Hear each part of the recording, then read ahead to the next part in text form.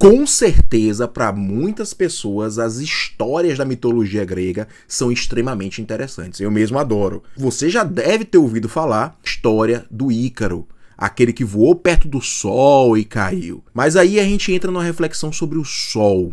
Será que o Sol ele pode ser maléfico para a nossa saúde? Bem, ele pode causar queimaduras no nosso corpo de graus variados. Mas e as pessoas que espirram quando olham para o Sol? Será que existe isso?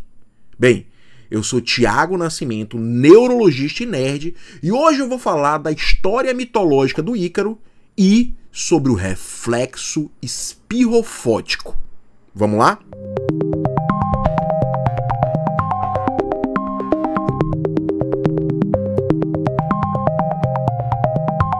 Para falar sobre a história do Ícaro, eu vou ter que falar da história do pai dele, primeiro, para vocês entenderem um pouco melhor, que é o Dédalo.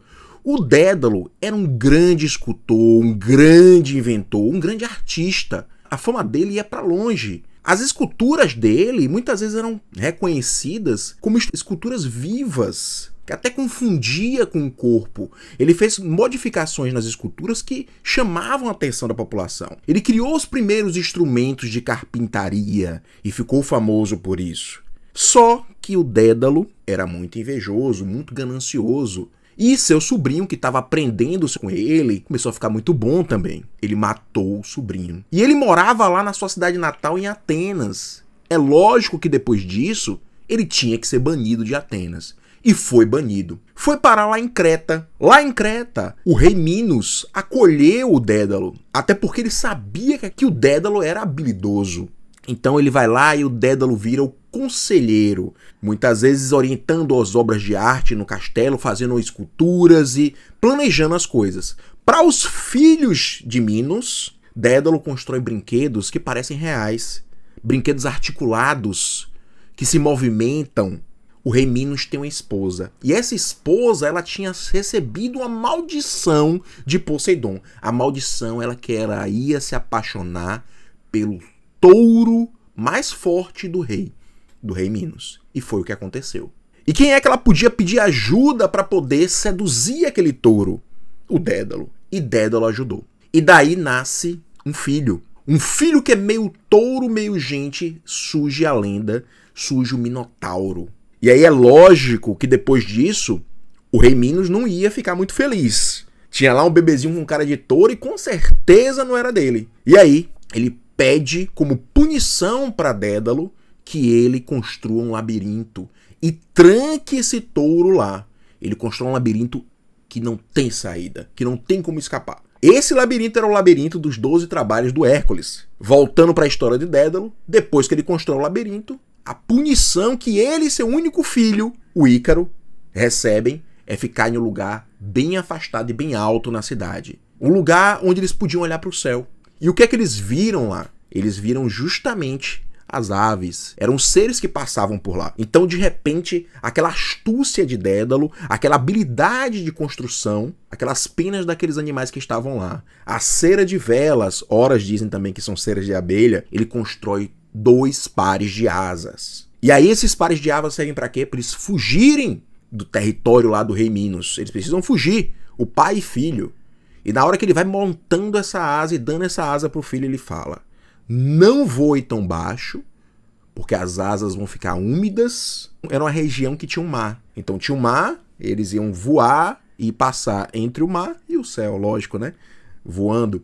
E aí ele não queria que passasse tão perto do mar, porque as asas poderiam ficar úmidas, pesada, ele poderia cair. E não voe tão perto do sol, porque essa cera vai derreter e você vai cair. Eles eram os primeiros homens que estavam voando. Eles estavam tendo poderes de deuses gregos. Eles estavam desafiando os deuses. E aí, Ícaro fica extasiado por estar podendo voar. Ele tinha um poder de Deus. E aí ele começou a voar cada vez mais alto. Foi aí que essa cera derreteu e Dédalo perde seu filho. Bem, Dédalo o tempo inteiro desafiou o que é o ser humano, o que era para ser o ser humano. Ele estava o tempo todo dando poderes de deuses, criar esculturas reais, fazer um ser acasalar com seres, né, de espécies diferentes entre o touro e a mulher. Todo o tempo ele desafiou. E agora, esse desafio ele tinha que pagar uma conta. Aqui o Ícaro pagou foi com a própria vida e ele com aquele arrependimento. Ele era tão ganancioso e queria tanta coisa que matou o próprio sobrinho que era aprendiz dele. Então veja como a mitologia às vezes tem muito a nos ensinar. Muitas mensagens que são passadas. Mas e aí? Quantas pessoas espirrarem quando olham para o sol?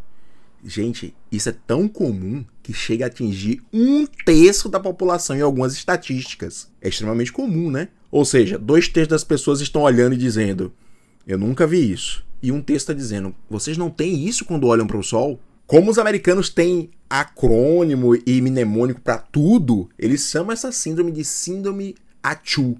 O ACHOO síndrome. O ACHOO é aquele som que a gente faz quando espirra, né? E aí, vocês acharam que eu ia fugir da Grécia Antiga. E eu vou lá para Aristóteles no livro dos problemas, que ele publica lá na Grécia Antiga. Nesse livro, ele faz um questionamento. Por que as pessoas espirram quando sentem esse calor do sol? Não era o calor do sol. Não era de forma nenhuma. Era, na verdade, a luminosidade. Só quem só ia descobrir isso era no século XVII, Francis Bacon, que diz lá, olha, quando eu chego perto do sol, com os olhos fechados, eu não espirro. Esses pacientes não espirram. Porém, quando abrem os olhos, eles espirram. Então não era o calor do sol, era a luminosidade. Mas aí, para entender um pouquinho melhor disso, eu preciso entender por que as pessoas espirram. As pessoas espirram como um mecanismo de proteção. Se existe alguma coisa na nossa narina, ela precisa ser eliminada. Alguma coisa que possa estar agredindo a gente. Não é à toa que a gente dava crise de espirro no meio dessa pandemia, na hora que aquele cotonete gigante, que é o suave, era colocado em nossas narinas. Era um estímulo de que algo estranho estava acontecendo ali. E que nervinho é esse que passa ali no nariz? Um ramo do trigêmeo. Então temos a união aí da ramo oftálmico, muitas vezes, com o ramo maxilar. O nervo trigêmeo é um nervo de sensibilidade. Ele dá a sensibilidade da nossa face e dá também a sensibilidade nasal. Então estimular ele com algum corpo estranho vai fazer um reflexo e vai mandar uma ordem lá para o núcleo dele que está lá no nosso cérebro. E esse núcleo vai mandar para o centro do espirro, que é um pouco mais baixo, e que vai mandar uma mensagem para onde? Para a gente ter uma contração do nosso diafragma. E a partir daí, a gente vai fechar nossa glote e vai dar aquele espirro de alta intensidade. Esse é o normal do espirro. Mas como é que acontece então esse danado desse fótico? Desse espirro causado pela luz, pela luminosidade do sol, mas pode ser outras luminosidades também. Não se sabe ao certo, porém existem algumas teorias. Quais são as mais aceitas? Primeiro que a gente sabe que esse reflexo é autossômico dominante. O que quer dizer isso? Quer dizer que é passado geneticamente. Então tem um fator genético e é dominante. O que quer dizer? Que basta que um dos pais transmita esse gene que o filho vai ter. Existe uma questão genética. Então existe um traço genético que é transmitido. Qual a relação, então, desse nervo trigêmico com a parte ocular? A parte ocular está um nervo óptico. E o nervo óptico, ele passa muito pertinho do nervo trigêmeo. Então, alguma das teorias acredita que existe aí uma hipersensibilidade desse nervo trigêmeo, ramo maxilar, ramo oftálmico, que passe perto desse nervo óptico e ele possa, de certa forma, cruzar, trocar o fio um com o outro. E dessa forma, uma estimulação de uma luminosidade alta poderia também estimular essa questão nasal que a pessoa poderia espirrar. Essa primeira teoria, muitos acreditam que faça mais sentido porque é uma também das explicações da fotofobia. Fotofobia, fobia à luz. É quando a gente recebe muita luz e a gente tende a fechar os olhos. A outra teoria é que nós temos um sistema de luta e fuga que a gente chama de sistema simpático parasimpático, é o sistema nervoso autônomo. Esse sistema nessas pessoas pode estar hipersensível. Então, de repente, quando você tem um estímulo de luminosidade, você estimula, faz uma desregulação nesse sistema que faz com que tenha uma resposta parasimpática e, de certa forma, estimule o trigêmeo. Bem, a gente não sabe ao certo realmente qual é a causa exata. E qual é a melhor forma de evitar, então, bota o óculos escuro. A questão não são os comprimentos de onda específico, e sim a intensidade da luminosidade. Então, se você está num ambiente escuro e passa para um ambiente mais claro, pode ter esses reflexos de espio. Geralmente pode ter de 1 a 10 desses reflexos, e geralmente esse reflexo fica suprimido, ou seja, ele fica sem ser ativado por 24 horas, e depois ele volta a funcionar. Eu espero que vocês tenham gostado desse reflexo maluco que muita gente tem, né? 1/3 aí da população é muita gente. Se você tem esse reflexo, escreve aí nos comentários. E também tenham gostado da explicação da mitologia aí, porque nerd gosta de mitologia. Compartilhe esse vídeo com pessoas que vocês acham que vão gostar desse vídeo. Dê o like, siga o canal e toda semana eu tô com vídeos novos para você, para esses vídeos neurológicos, pra gente saber os porquês das coisas. Até mais!